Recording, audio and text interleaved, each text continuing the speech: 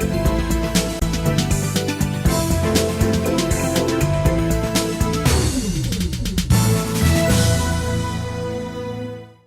To weekend business bulletin. It's your money.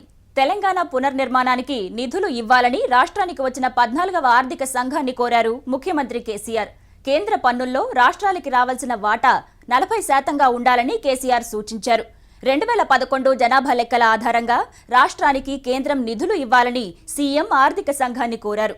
రాష్ట్రాభివృద్ధి కోసం 56,997 కోట్ల రూపాయల నిధులు కావాలని రాష్ట్ర ప్రభుత్వం ఆర్థిక సంఘానికి ప్రతిపాదనలు సమర్పించింది. ఇక ఇన్వెస్టర్లు లాభాలు తీసుకోవడంతో ఈ వారం లాస్ట్ ట్రేడింగ్ సెషన్లో స్టాక్ మార్కెట్లు ఫ్లాట్గా ముగిశాయి. వచ్చే వారం స్టాక్ మార్కెట్ల ట్రెండ్పై అనలిస్టుల విశ్లేషణ. ఇప్పటికే భారీగా పెరిగిన ధరలతో సంపాదనంతా ఖర్చులకే పోగా పొదుపు చేయడం పేద మధ్యతరగతి ప్రజలు ఎప్పుడో మర్చిపోయారు. దేశంలో తగ్గుతున్న పొదుపు రేటుపై ఫోకస్ స్టోరీతో పాటు ఇతర బిజినెస్ వార్తలతో మీ ముందుకొచ్చింది ఈ వీక్ ఎపిసోడ్. ముందుగా హైలైట్స్ చూద్దాం. పెరిగిన ధరలు, తగ్గిన పొదుపు, తలకిందులవుతున్న సామాన్యుడి బడ్జెట్. తెలంగాణకు 56,000 కోట్లు ఇవ్వండి, 14వ ఆర్థిక సంఘాన్ని కోరిన రాష్ట్ర ప్రభుత్వం.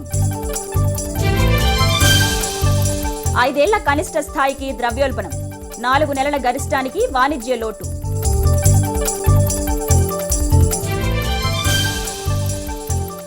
మార్కెట్ను ముంచెత్తుతున్న స్పెషల్ ఆఫర్స్, సేల్స్ పెంచుకునేందుకు కంపెనీల డిస్కౌంట్ల జిమ్మిక్కులు. ఆగకుండా పెరుగుతున్న ధరలతో మధ్యతరగతి ప్రజల వాస్తవ ఆదాయానికి భారీగా గండిపడుతోంది. ఉప్పు, పప్పు మొదలు ప్రతి వస్తువు ధర ఆకాశాన్నంటడంతో సామాన్యుడి బతుకు దినదిన గండంగా మారుతోంది. సంపాదన మూరెడు, ఖర్చులేమో బారెడు. ఇలాంటి పరిస్థితుల్లో కాసిన్ని డబ్బులు పొదుపు చేయాలనే మాటే మరిచిపోయాడు కామన్ మ్యాన్. భారమవుతున్న జీవన వ్యయం, తగ్గుతున్న పొదుపుపై ఈ వారం ఫోకస్ స్టోరీ.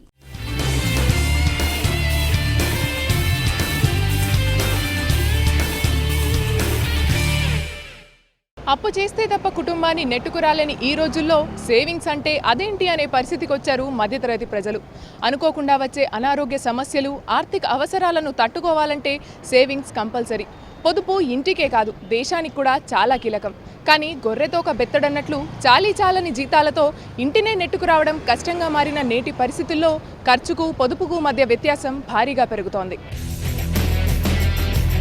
పెరుగుతున్న నిత్యావసర వస్తువుల ధరలతో కుస్తీ పడుతూ బతుకుబండిని లాగడం సామాన్యుడికి కష్టంగా మారింది. కాలు బయట మోపాలంటే చాలు జేబుకు చిల్లు పడుతోంది. కరెంటు బిల్లుల వాతలు, సరుకుల ధరలు, ప్రయాణ ఛార్జీలు, స్కూల్ ఫీజులు ఇలా పెరిగిన ధరల ధాటికి సామాన్యుడి బడ్జెట్ తలకిందులవుతోంది. బతుకుబండిని లాగే పనిలో డబ్బులు పొదుపు చేసే మాటే మరిచిపోయాడు మధ్యతరగతి మనిషి. పెరిగిన ధరలతోనే 3 పూటలా కడుపు నిండా తినలేని పరిస్థితుల్లో పొదుపు చేసేందుకు డబ్బులెక్కడివని సామాన్యుడి నోట వినిపిస్తోంది. లోయర్ మిడిల్ క్లాస్ మంత్లీ ఏవైతే సేవింగ్స్ చేసుకుంటూ ఉండేవాళ్ళు, ఇవాళ స్కై రాకెటింగ్ ప్రైసెస్, చాలా విపరీతమైనటువంటి ధరలు పెరిగిపోయినాయి. వెజిటబుల్స్ మార్కెట్లోకి వెళ్తే ఏదైనా సరే కిలో 60 రూపాయలకి 70 రూపాయలకి తక్కువ ఏదీ లేదు. దానివల్ల లోయర్ మిడిల్ క్లాస్ పీపుల్ మాత్రం ఉన్న సేవింగ్స్ అన్నింటినీ విత్డ్రా చేసి డొమెస్టికల్ అవసరాల కోసం ఇవన్నీ ఖర్చు పెట్టాల్సిన పరిస్థితి వచ్చింది.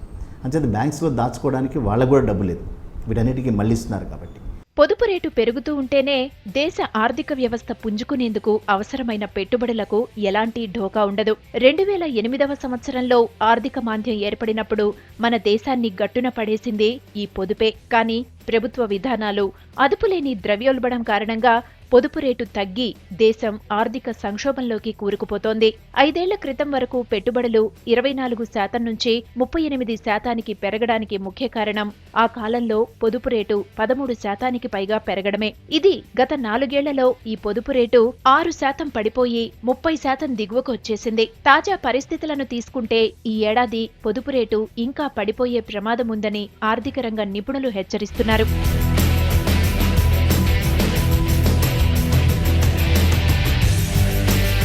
సాధారణంగా ప్రజలు చేసే పొదుపు విధానం 2 రకాలుగా ఉంటుంది. బంగారం, స్థలం వంటి స్థిర ఆస్తులు కొనుగోలు చేయటం ఒకటైతే, బ్యాంకు డిపాజిట్లు, చిన్న మొత్తాల పొదుపు, చిట్ ఫండ్ వంటివి రెండో పద్ధతి. వీటిలో దేశ ఆర్థిక ప్రగతికి దోహదం చేసేది రెండో రకం పొదుపే. కానీ 2 ఏళ్లుగా ఈ రెండో రకం పొదుపు గణనీయంగా తగ్గుతూ వస్తోంది. గతేడాది ఈ పొదుపు 2% తగ్గింది. ప్రస్తుత ఆర్థిక సంవత్సరంలో ఇది మరింత తగ్గొచ్చని వివిధ ఫైనాన్షియల్ సంస్థలు అంచనా వేస్తున్నాయి.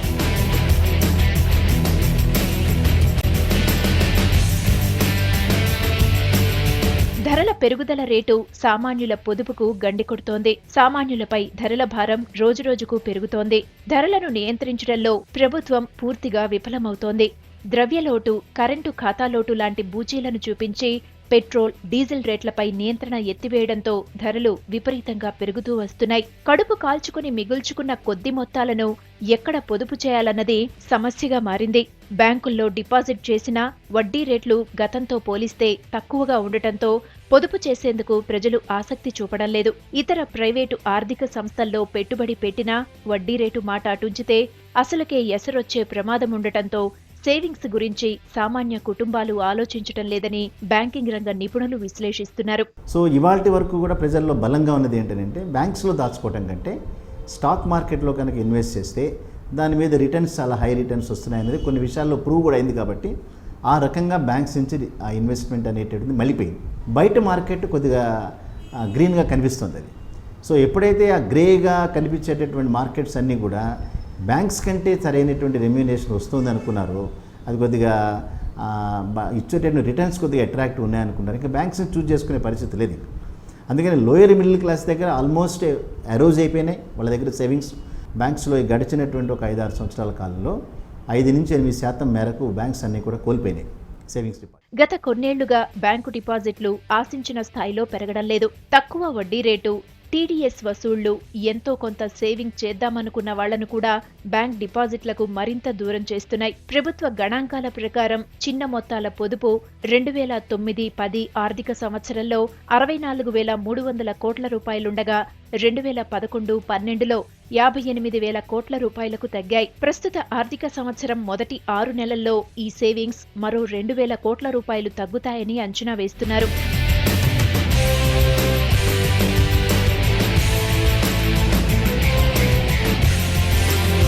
ప్రస్తుతం చుక్కల్ని తాకిన ధరలతో ఏం కొనాలన్నా తాకట్టు పెట్టాల్సి వస్తోంది.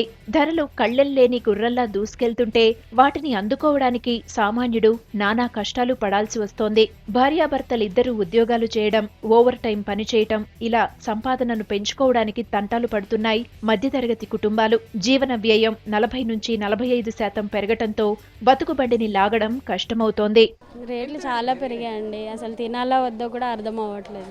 మార్కెట్కి వెళ్ళడం 2-3 కూరగాయలు తీసుకొని రావడం అంతే. 25-30 అంటే ఎవరు తింటారు చెప్పండి? మాలాంటి వాళ్ళు తినాలంటే కష్టం చేసుకుంటే మాకు రూపాయలు వస్తాయి. మేము పొద్దంతా ఆటో నడుపుకుంటే 300 వస్తాయి. 300 అయితే కూరగాయలకు, నూనెకు, పప్పులకే సరిపోతలేవు. మాకు మేము ఎట్లా బతకాలి? ఇవి మా సంపాదన సరిపోతలేవు. ఉల్టా అప్పులు చేయాల్సి వస్తుంది. అప్పులు చేసుకొని మేము ఎట్లా బతకాలి?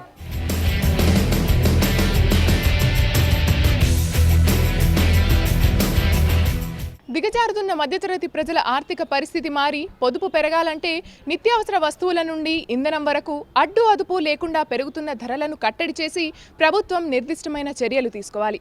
12వ పంచవర్ష ప్రణాళికలో కనీసం 8% వృద్ధి రేటు సాధించాలంటే సేవింగ్స్ గణనీయంగా పెరగాలి. కాబట్టి ఆర్బీఐ వడ్డీ రేట్లు తగ్గించాలని సూచిస్తున్నారు ఆర్థిక రంగ నిపుణులు. కెమెరా పర్సన్ మోహన్తో శృతి, V6 న్యూస్, హైదరాబాద్.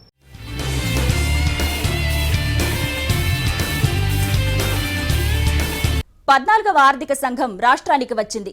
కేంద్రం రాష్ట్రానికి ఇచ్చే నిధుల వాటా 40% పెరగాలని తెలంగాణ ప్రభుత్వం కోరింది. 2011 జనాభా లెక్కల ఆధారంగా నిధులు ఇవ్వాలని ముఖ్యమంత్రి ఆర్థిక సంఘాన్ని కోరారు. ఈ వివరాలతో పాటు ఇతర బిజినెస్ న్యూస్ ను ఇప్పుడు బ్రీఫ్ గా చూద్దాం.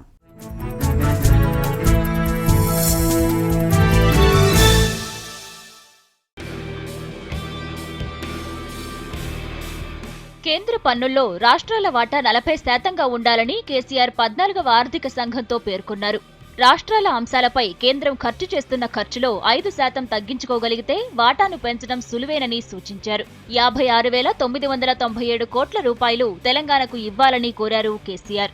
తెలంగాణకు రుణభారం ఎక్కువగా ఉండడం వల్ల కేంద్ర రుణాలను మాఫీ చేయాలని, FRBM చట్టంలో మార్పు తేవాలని అన్నారు. పన్నేతర రాబడుల్లో కూడా రాష్ట్రాలకు భాగస్వామ్యం కల్పించాలని, విపత్తు నిధుల్లో కేంద్రం ప్రస్తుతమున్న 75% వాటా నుండి 90%కి పెంచాల్సిన అవసరం ఉందన్నారు కేసీఆర్. తెలంగాణ పునర్నిర్మాణానికి ప్రత్యేక నిధులు ఇవ్వాలని ఆర్థిక సంఘాన్ని కోరారు తెలంగాణ ముఖ్యమంత్రి.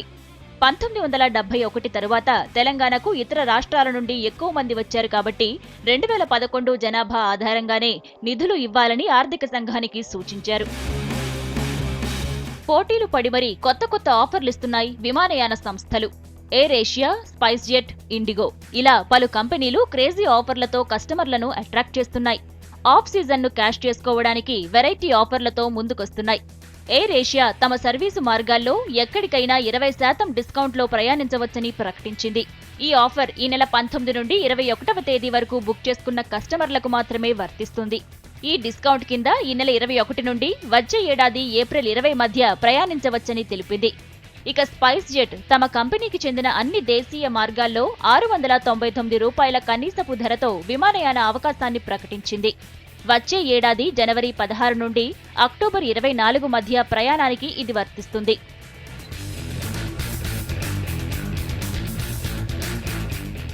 టోకు ధరల సూచీ ద్రవ్యోల్బణం 5 ఏళ్ల కనిష్టానికి దిగివచ్చింది. కూరగాయలు సహా ఆహార పదార్థాల ధరలు తగ్గడంతో ఈ ఏడాది ఆగస్టు నెలకు 3.74% నమోదైంది. ఈ ఏడాది జులైలో టోకు ధరల ద్రవ్యోల్బణం 5.19% ఉంది. మరోవైపు ద్రవ్యోల్బణం దిగివస్తే రిజర్వ్ బ్యాంక్ ఆఫ్ ఇండియా వడ్డీ రేటు తగ్గించవచ్చనే పారిశ్రామిక వర్గాల ఆశలపై ఆర్బీఐ నీళ్లు చల్లింది. వడ్డీ రేట్లు తగ్గించే ప్రసక్తే లేదని, అలా చేస్తే ధరలు మళ్లీ పెరగవచ్చని స్పష్టం చేసింది. అన్ని విభాగాల రేట్లు తగ్గితేనే వడ్డీ రేట్ల కోత గురించి ఆలోచిస్తామని ఆర్బీఐ గవర్నర్ రఘురాం రాజన్ తెలిపారు.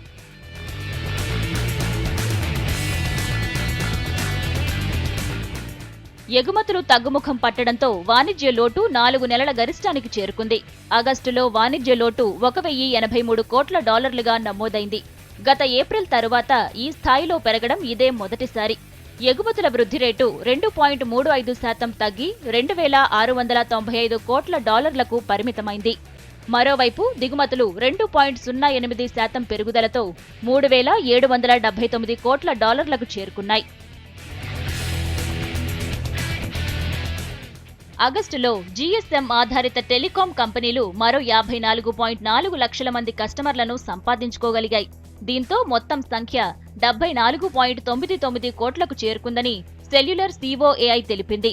ఈ ఏడాది జులైలో జీఎస్ఎం కస్టమర్ల సంఖ్య 74.44 కోట్లుగా ఉంది. ఐడియా సెల్యులార్ గణనీయంగా ఆగస్టులో 17.2 లక్షల కొత్త కస్టమర్లను ఆకట్టుకోగలిగింది. క్రీమ్ లైన్ డైరీ ప్రొడక్ట్స్ సంస్థ జెర్సీ ఎన్రిచ్ పేరుతో టోన్డ్ మిల్క్ ను అందించనున్నట్లు తెలిపింది. ఇప్పుడున్న మామూలు టోన్డ్ పాల కంటే మరిన్ని ఎక్కువ ప్రోటీన్స్, విటమిన్ ఏ, డీలతో కూడిన టోన్డ్ పాలను ఎన్రిచ్ పేరిట అందిస్తున్నట్లు తెలిపింది. ప్రస్తుతం జంట నగరాల్లో జెర్సీ ఎన్రిచ్ అందుబాటులో ఉంటుందని, త్వరలో మిగతా ప్రాంతాలకు కూడా విస్తరిస్తామని తెలిపింది cream line. 1/2 litre enrich packet ధర ₹22.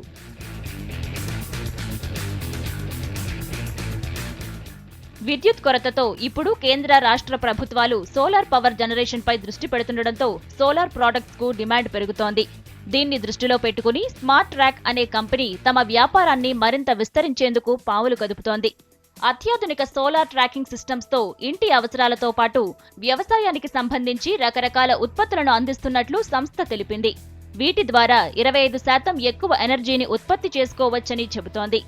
ఈ ఏడాది ₹60 కోట్ల టర్నోవర్ సాధించిన స్మార్ట్ ట్రాక్ వచ్చే 5 ఏళ్లలో ₹800 కోట్లకు చేరడమే లక్ష్యమని చెబుతోంది. వినియోగించిన వస్తువులను ఆన్లైన్ ద్వారా అమ్ముతూ వినియోగదారులకు, అమ్మకందారులకు వేదికగా ఉన్న OLX కొత్త టెలివిజన్ కమర్షియల్ ను విడుదల చేసింది. దీనికి బ్రాండ్ అంబాసిడర్ గా టాలీవుడ్ స్టైలిష్ స్టార్ అల్లు అర్జున్ ను ఎంచుకుంది. టైర్ 2, టైర్ 3 నగరాలపై ప్రధానంగా దృష్టి పెట్టినట్లు OLX CEO అన్నారు. OLX యాప్ ను డౌన్లోడ్ చేసుకుని పాత వాటిని సులువుగా అమ్మేసి కొత్త ప్రొడక్ట్స్ కు అప్గ్రేడ్ ఇవ్వొచ్చని అల్లు అర్జున్ అన్నారు. తన మొబైల్లో 200కు పైగా అప్లికేషన్స్ ను వాడుతున్నట్లు చెప్పాడు బన్నీ.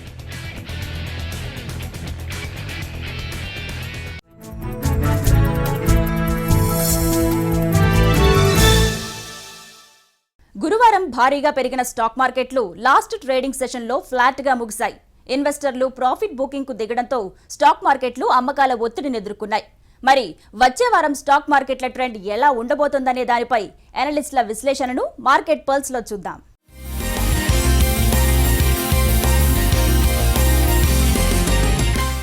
సోమ మంగళవారాల్లో ఫెడ్ భయాందోళనల వల్ల మార్కెట్లో విపరీతమైన సెల్లింగ్ వచ్చింది. అంతేకాకుండా state bank of India fixed డిపాజిట్ల మీద ఇచ్చే వడ్డీ రేట్లు మేము తగ్గిస్తున్నాము, ఎందుకంటే మాకు డిపాజిట్లు ఎక్కువ వస్తున్నాయి కానీ క్రెడిట్ ఆఫ్ టేక్ ఎక్కువగా పెరగడం లేదు అన్నటువంటి ఒక స్టేట్మెంట్ ఇచ్చింది. అంతేకాకుండా మా బ్యాంకులతో పాటు మిగతా బ్యాంకులు కూడా ఇదే విధంగా చేస్తాయని కూడా సంకేతాలు పంపించింది. అంటే దీనివల్ల ఏం తెలిసిందంటే లోన్లు ఇవ్వడానికి డబ్బు ఎక్కువ ఉంది కానీ లోన్లు తీసుకునే వాళ్ళు లేరు. అంటే క్రెడిట్ ఆఫ్ టేక్ ఎక్కువగా లేదు. క్రెడిట్ ఆఫ్ టేక్ ఎక్కువగా లేదు అని అంటే ఇండస్ట్రీలో డెవలప్మెంట్ కానీ, ఇండస్ట్రీ రిక్వైర్మెంట్ కానీ, ఇండస్ట్రీలో ప్రొడక్షన్ కానీ ఎక్కువగా లేదు అనేటువంటి విషయాన్ని ఈ యొక్క స్టేట్మెంట్ స్పష్టంగా చెప్తోంది. అంటే పెరిగినటువంటి ఐఐపి డేటాకి ఇది పూర్తిగా విరుద్ధమైనటువంటి స్టేట్మెంట్. ఎప్పుడైతే ఫిక్స్డ్ డిపాజిట్ల మీద మేము ఇంట్రెస్ట్ రేట్స్ తగ్గిస్తున్నామో మాకు ఇంత డబ్బులు పెట్టుకోవాల్సిన అవసరం లేదు, క్రెడిట్ ఆఫ్ టేక్ లేదు కాబట్టి మేము ఇంట్రెస్టులు తగ్గిస్తున్నామని ఎప్పుడైతే స్టేట్ బ్యాంక్ ఆఫ్ ఇండియా చెప్పిందో మంగళవారం నాడు బ్యాంకింగ్ స్క్రిప్ట్స్లో విపరీతమైనటువంటి సెల్లింగ్ కనిపించింది. దీనికి తోడు అమెరికాలో ఫెడరల్ రిజర్వ్ ఇంట్రెస్ట్ రేట్లు పెంచుతుందేమో అన్నటువంటి భయాందోళన కూడా తోడయి ఒక్క బ్యాంకింగ్ నిఫ్టీనే సుమారుగా 350 పాయింట్లు పడిపోవడము, నిఫ్టీ సుమారుగా 134 పాయింట్లు పడిపోవడం జరిగింది. బుధవారం జరిగినటువంటి ఫెడ్ సమీక్షా విధానంలో ఎటువంటి ఇంట్రెస్ట్ రేట్లు పెంచము, బాండ్ బయింగ్ ప్రోగ్రామ్ మళ్ళీ ఇంకా కొద్ది రోజులు కంటిన్యూ చేస్తాము, ఇప్పుడంతా వడ్డీ రేట్లు పెరిగే ఛాన్సెస్ లేదు అని ఫెడ్ ఎప్పుడైతే స్టేట్మెంట్ ఇచ్చిందో మరుసటి రోజు అంటే మన దగ్గర గురువారం నాడు మళ్ళీ బ్యాంకింగ్ స్క్రిప్ట్స్లో మిగతా వాటిలో విపరీతమైనటువంటి బయింగ్ కనిపించింది. ఈ బయింగ్ ఎలా ఉండిందంటే కేవలం షార్ట్ కవరింగే, కేవలం ఫెడ్ భయాలు వల్లనే మార్కెట్లో విపరీతమైనటువంటి షార్ట్ పొజిషన్స్ బిల్డప్ చేసినటువంటి స్టాక్ మార్కెట్లో ఉన్నటువంటి ట్రేడర్స్ ఫెడ్ స్టేట్మెంట్ విని గురువారం పొద్దున్నే 9:45 నుంచి 10 లోపల విపరీతంగా షార్ట్ కవరింగ్ చేయడం జరిగింది. గురువారం నాడు కనుక టర్నోవర్ చూస్తే సుమారుగా 5 లక్షల కోట్ల టర్నోవర్ జరిగింది. ఆ యొక్క షార్ట్ కవరింగ్ అన్నటువంటిది ఎలా ఉంది అంటే ఒక్క 10-15 నిమిషాల్లో మార్కెట్ సుమారుగా 85 పాయింట్లు, బ్యాంక్ నిఫ్టీ సుమారుగా 200 పాయింట్లు పెరగడం జరిగింది. అంటే మార్కెట్లో F&O పొజిషన్స్లో షార్ట్ పొజిషన్స్, లాంగ్ పొజిషన్స్నే మార్కెట్ని నడిపిస్తున్నాయి. ఎందుకంటే అటు పాజిటివ్ ట్రిగ్గర్స్ కానీ ఇటు నెగిటివ్ ట్రిగ్గర్స్ కానీ ఏమీ లేని దానివల్ల ఏదో భయం కలిగిన దానివల్ల షార్ట్ చేయడము, ఇన్ఫర్మేషన్ వచ్చిందని చెప్పి లాంగ్ వెళ్ళడము, వాటిని మళ్ళీ డబల్ బయింగ్ చేసి షార్ట్ కవరింగ్ చేయడము, ఈ టెక్నికల్గానే జరిగింది. కానీ అంతకంటే పెరిగినటువంటి ఉపద్రవం కానీ జరిగినటువంటి ఉపద్రవం కానీ ఏమీ లేదు. మళ్ళీ శుక్రవారం నాడు ఈ యొక్క ప్యానిక్ సిచ్యువేషన్ ఎప్పుడైతే స్తబ్దుగా సద్దుమునిగిందో మళ్ళీ బ్యాంకింగ్ నిఫ్టీలో కరెక్షన్ వచ్చింది. State bank of India, Canara bank, bank of Baroda ఇవన్నీ కూడా తగ్గడం జరిగింది. అంటే మళ్ళీ స్టేట్ బ్యాంక్ ఆఫ్ ఇండియా ఏదైతే స్టేట్మెంట్ ఇచ్చిందో దానికి లింక్ అవుతుంది మళ్ళీ మార్కెట్. దీన్ని బట్టి మనకేం అర్థమవుతుందంటే ఈ వారం పూర్తిగా మార్కెట్ F&O పొజిషన్స్ మీదనే ఆధారపడి ఉంది. అంతేకాకుండా F&O క్లోజింగు తర్వాత వచ్చే వారం మార్కెట్ ఎలా ఉంటుందంటే F&O క్లోజింగు, దాని తర్వాత ఈ మాసాంతానికి మన రిజర్వ్ బ్యాంక్ ఆఫ్ ఇండియా పరపతి సమీక్షా విధానం, దాని తర్వాత లాంగ్ వీకెండ్స్, దాని తర్వాత ఇన్ఫోసిస్ రిజల్ట్స్, వీటన్నిటి మీద కూడా మార్కెట్ ఆధారపడి ఉంటుంది. కాబట్టి మార్కెట్ నిఫ్టీ కేవలం ఒక 100 పాయింట్లు చలనంలోనే కదలాడుతుంది. ఈ వారంలో నిఫ్టీ సుమారుగా క్రితం వారం కంటే కేవలం 12 పాయింట్లు మాత్రమే పెరిగింది. ఇదే విధంగా మార్కెట్లు వచ్చే వారం కూడా నిస్తేజంగా స్తబ్దుగానే ఉంటాయి. కానీ జాగ్రత్తగా ఐడెంటిఫై చేసి సాధారణ చిన్న మదుపుదారులు పడిపోయినటువంటి ఫార్మా స్టాక్స్, ముఖ్యంగా సువన్ లైఫ్ ఫార్మా, అదేవిధంగా బాగా పడిపోయినటువంటి మైనింగ్ స్టాక్ SSLT ఇలాంటివి జాగ్రత్తగా అక్యూములేట్ చేసుకొని పెట్టుకోవచ్చు. కాదేది మార్కెట్కు అనర్హం అంటున్నారు షాపింగ్ మాల్స్ నిర్వాహకులు. ఒకప్పుడు దసరా, దీపావళి లాంటి పెద్ద పండుగలకు మాత్రమే షాపులు ఫెస్టివల్ ఆఫర్లు, స్పెషల్ డిస్కౌంట్లు ఇచ్చేవి. కానీ పెరుగుతున్న పోటీని తట్టుకునేందుకు 365 రోజుల పాటు విచిత్రమైన ఆఫర్లు పెట్టి ఏదో ఓ రకంగా మార్కెట్ చేసుకుంటున్నాయి వ్యాపార సంస్థలు. కస్టమర్లను బురిడీ కొట్టిస్తున్న క్రేజీ ఆఫర్స్ పై మీ పర్సనల్ ఫినాన్స్ అడ్వైజర్ వెల్త్ మేనేజ్మెంట్లో సలహాలు, సూచనలు చూద్దాం.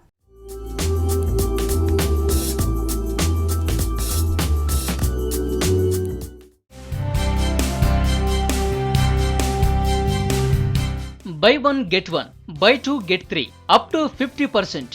ఇలా ఏ షాపింగ్ మాల్ ముందు చూసినా ఆఫర్ల గోలే. ఈ వెరైటీ ఆఫర్లు కన్జ్యూమర్లలో కన్ఫ్యూజన్ క్రియేట్ చేస్తున్నాయి. భారీ డిస్కౌంట్లు చూసి అవసరమున్నా లేకున్నా వస్తువులను కొనేస్తున్నారు. కీ చైన్ నుంచి కారు వరకు సేల్స్ పెంచుకునేందుకు రిటైల్ సంస్థలు ఆఫర్స్ ప్రకటనలో కొత్త పంథాను అనుసరిస్తున్నాయి. అయితే ఈ ఆఫర్ నిజంగా కన్జ్యూమర్లకు బెనిఫిటేనా అంటే చెప్పడం కష్టమే.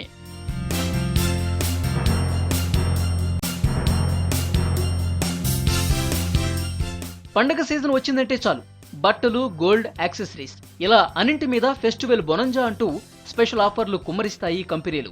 రోజురోజుకు మార్కెట్లో పెరుగుతున్న పోటీని తట్టుకుని కస్టమర్లను తమ వైపు తిప్పుకోవటానికి కంపెనీలు నానా కష్టాలు పడుతున్నాయి. స్టాక్ క్లియరెన్స్ తో పాటు పబ్లిసిటీకి కూడా వెరైటీ ఆఫర్లు బాగా ఉపయోగపడుతున్నాయంటున్నారు షాపింగ్ మాల్స్ నిర్వాహకులు. పబ్లిసిటీకి కోట్లకు కోట్లు ఖర్చు పెట్టే కంటే డిఫరెంట్ ఆఫర్స్ తో మౌత్ పబ్లిసిటీ ద్వారా బోలెడంత పబ్లిసిటీ సంపాదిస్తున్నారు.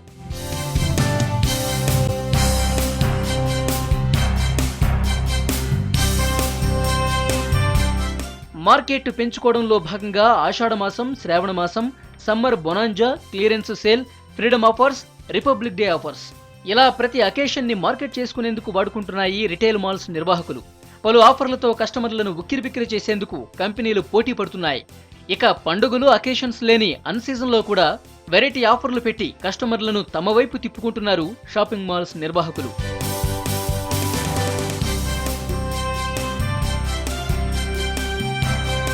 నగరంలో కొత్తగా వెలిసిన ఓ షాపింగ్ మాల్ తమ ప్రచారంలో భాగంగా బరువే బంగారమయ్యే అంటూ మహిళా కస్టమర్లను తమ బుట్టలో వేసుకునేందుకు వినూత్న ఆఫర్ను ప్రవేశపెట్టింది. తమ షాపుకి వచ్చే మహిళా కస్టమర్ల బరువును కొలిచి ఎంత బరువుంటే అంత డిస్కౌంట్ అందించింది. బరువు పెరుగుతున్నామని డైటింగ్ చేసే మగవలు ఈ ఆఫర్లో ఎక్కువగా లాభపడకపోయినా మందమే అందమనుకున్న బొద్దుగుమ్మలు మాత్రం 100% వరకు డిస్కౌంట్ పొందారు.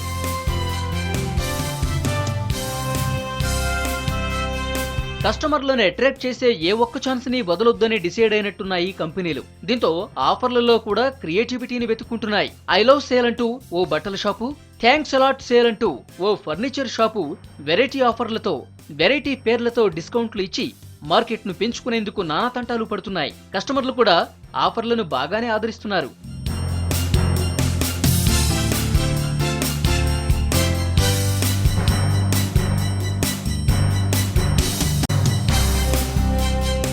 కేవలం బట్టలు, ఫర్నిచర్ లాంటివే కాకుండా బంగారం పైన కూడా ఆఫర్ల వర్షం కురిపిస్తున్నాయి జ్యువెలరీ షాపులు. సగానికి సగం డిస్కౌంట్లు ఇవ్వకున్నా తరుగు, మజూరు, మేకింగ్ ఛార్జీలు లేవంటూ, చెన్నై ధరలకే బంగారు నగల అమ్మకం అంటూ పుత్తడి ప్రియులను ఆకట్టుకునే ప్రయత్నం చేస్తున్నారు. కనక మహాలక్ష్మి డిస్కౌంట్ల రూపంలో తక్కువ ధరకే ఇంటికొస్తానంటే ఎవరొద్దంటారు చెప్పండి.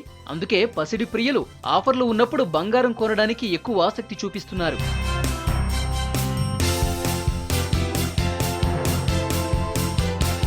ఫ్రీ అనే కూపన్నే చూస్తున్నారు గానీ కూపన్ వెనుక కుట్రను కూడా చూడండి. ఒకటి కొంటే ఒకటి ఫ్రీ అంటున్నారు. అంటే వ్యాపార సంస్థ నష్టపోతున్నట్ట, లేక రెండింటి ధర కలిపి ఒకే దానికే తీసుకుంటున్నారా? ఈ స్కీమ్ లో నష్టపోయేది సామాన్యుడా లేక యాజమాన్యమా? వ్యాపారులు నష్టపోయే సమస్యే లేదు. ఎందుకంటే లాభం లేకుండా ఎవరూ బిజినెస్ చేయరు కాబట్టి కొనేవాళ్లే నష్టపోతున్నారు. వస్తువుకు తగ్గట్లుగానే ధర చెల్లించిన ఆఫర్ మోజులో ఒకటి కొనాలనుకున్న వారు 4 కొనేస్తున్నారు. దీంతో పర్సు ఖాళీ అవుతోంది. ఉచితంగా పొందేది కూడా ఏమీ ఉండదని వినియోగదారులు గమనించాలి. ఫ్రీ ఆఫర్లు పెట్టారంటే అది ఖచ్చితంగా సేల్స్ కాకుండా మిగిలిపోయిన ఓల్డ్ స్టాక్ మీదో లేక చిన్న చిన్న డ్యామేజ్ ఉన్న వస్తువుల మీదనో అయ్యుంటుంది. ఇక కొందరు షాప్స్ ముందు భారీ ఆఫర్ల బోర్డులు తగిలిస్తారు. లోపలికి వెళ్ళాక షరతులు వర్తిస్తాయనో, no offers on new stock అనే ట్యాగులు తగిలిస్తారు. ఎలాగో వచ్చాం కదా అని ఏదో ఒకటి కొనేస్తుంటారు.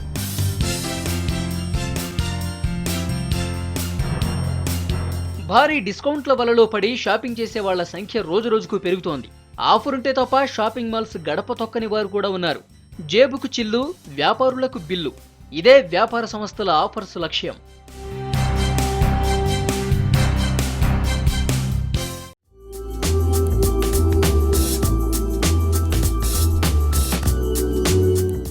ఫ్రీగా ఇస్తున్నారు కదా అని గుడ్డిగా కొనేయకుండా నష్టానికి ఎవరు బిజినెస్ చేయరని గుర్తుపెట్టుకోండి. Think before you by. ఇవి ఈ వారం ఇట్స్ యువర్ మనీ విశేషాలు. వచ్చే వారం మరిన్ని ఇంట్రెస్టింగ్ బిజినెస్ న్యూస్ తో మళ్ళీ కలుద్దాం. Till then have a nice weekend. Bye by.